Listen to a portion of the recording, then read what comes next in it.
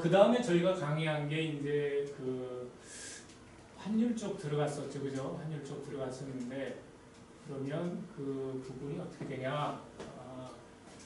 근데 그 외환시장 얘기를 조금 하기는 했는데 여기서 조금 어려운 것 같아요. 여러분들이 이 부분을 제가 생각에 좀 어려워하시는 것 같아서 저희가 좀 제가 고민을 하던 끝에 요거를 조금 낮춰서 한번 강의를 해볼까, 조금 수준을 낮춰서 여기 있는 대로 이렇게 하다 보니까 조금 이해하는데 좀 어려웠던 거 아닌가 하는 생각을 좀 했습니다. 그래서 외환시장 부분 뭐 이런 거 다 이렇게 됐다, 뭐 수출 대금 이런 거 갖고 뭐 이런 건 뭐 넘어버리면 될 건데 여기서부터 조금 쉽게 강의를 한번 해볼게요. 그러니까 여러분들이 수업 시간에 했던 부분은 조금 이건 높아졌던 거구나, 이게 조금 낮은 수준으로 제가 맞출 테니까 이 강의를 보면서 이거를 좀 자기 것으로 만들었으면 좋겠습니다.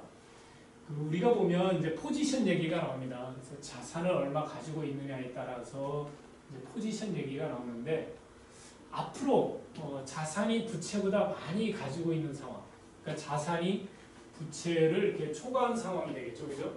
그래서 자산이 부채를 초과한 상황이 우리가 얘기하는 롱 포지션이라고 합니다. 그래서 그 부분부터 조금 쉽게 얘기하면 이게 롱 포지션,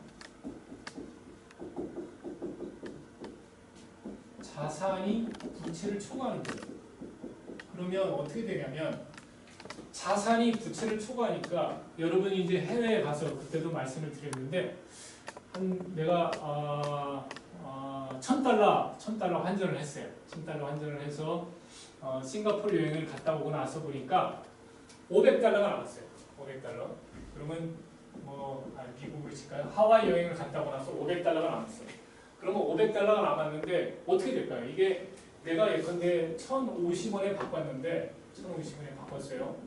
근데 이게 1,100원이 되면 당연히 원화 환산 금액은 늘어나겠죠, 그죠? 그러면 내가 하와이 여행을 갔다 왔지만 저 $500를 바꾸지 않고 가만히 있으면 그래, 환율이 올라가면 이익이 나는 구조, 이렇게 이익이 나는 구조, 이거를 우리가 얘기할 때 뭐라고 그러느냐, 롱 포지션으로 해가지고 그래, 이게 점점점 올라가는 거죠, 그죠?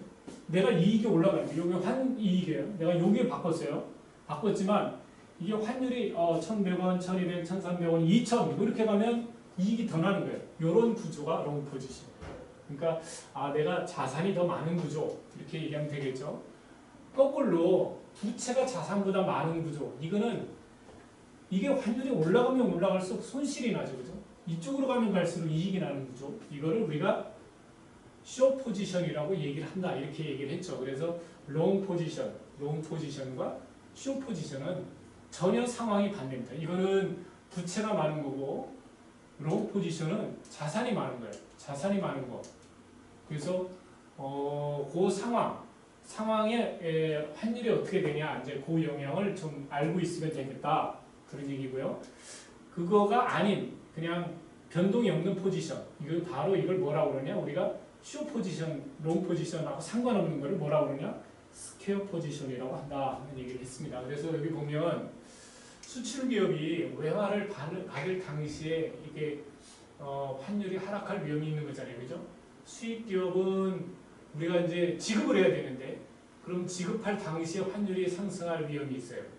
또 유학생을 둔 부모도 환율이 상승하면 어떻게든지 송금을 많이 줘야 되는 그런 부담이 있고, 외화 대출을 사용하는 기업도 환율이 상승하면 원화 부담이 늘어나요. 그래서 그래, 이런 부분은 어떻게 할 건가, 이제 그 뒤에 가서 얘기를 하겠지만, 그런 상황은 여러분들이 이해를 하고 있어야 돼요. 포지션이 이게 어떻게 되느냐에 따라서 내가 이익이 날 건지 손해가 날 건지. 그래서 보면 롱은 환율이 상승하면 이익이 나는 포지션, 숏은 환율이 하락하면 이익을 보는 포지션, 전혀 다르죠, 그죠? 그러니까 수출 기업은 수출 계약을 했으면 동시에 롱 포지션이 발생하죠, 그죠? 받을 거니까. 그러니까 롱 포지션이 발생한 거고, 수입 기업은 수입 계약과 동시에 뭘 갚아야 되니까 그러면 숏 포지션이 발생한 거고, 엔화 대출을 받아서 원화로 환전하여 사용하는 차입자는 원화 환전과 동시에 이제 엔화를 받았을 거 아니겠습니까? 받아야 가지고 대출을 해줘야 되잖아요, 그죠?